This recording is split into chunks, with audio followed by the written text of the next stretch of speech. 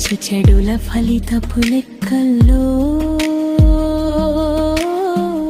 అంతం మొదలు కలిసే పరములో హక్కున చేర్చిన హస్తం నీవే, ధ్యానం నీవే, శాసనం నీవే,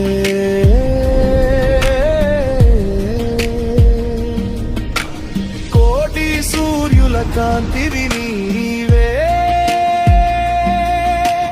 కాలం చూడని సత్యం నీవే, నిశ్శబ్దంలో పిరి